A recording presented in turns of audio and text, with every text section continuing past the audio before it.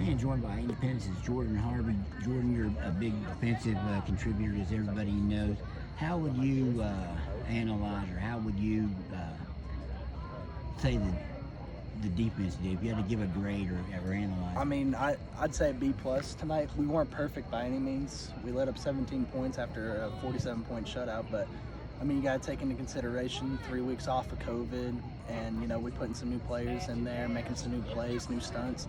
So overall, for what we've done with all the time off we've had, losing that Poca game and being scared that we were going to lose this game, I think we did pretty well. You pretty much told me before the game even ended that you thought Cyrus was the player of the game. Talk about his performance, Cryrus Goodson. I mean, he got us started off with that big touchdown. Him and his brother, I mean, you know, they're monsters. Got that touchdown, got us a nice stop, pick 6.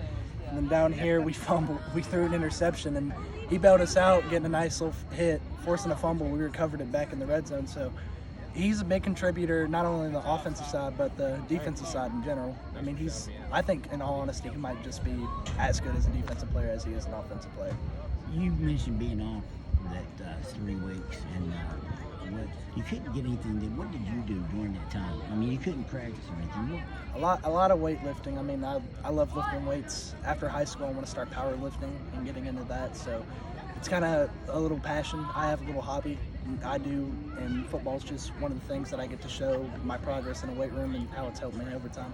Are you guys where you need to be right now, or do you think there's a lot of room for improvement after, especially defensively, giving up 17? I know that was on a couple of plays. There's definitely some improvements we could have with some flags. I mean, we had some personal fouls that we could have got stops on, but I mean, it's a rivalry game. It's going to happen on both sides of the ball, but we just got to cut down the penalties a lot and limit the big plays. But other than that, I mean, you come inside on us, it's not very fun. You just run powers, but they got us on a couple sweeps, a couple deep passes. But other than that, we did pretty good all around.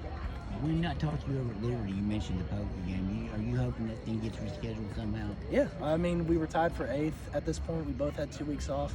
I feel kind of bad because they're supposed to play North Marion this Saturday, but that got canceled because of COVID as well. They just can't get a game and they can't catch a break, but they're really good. It'll be some good competition and a very good test for us.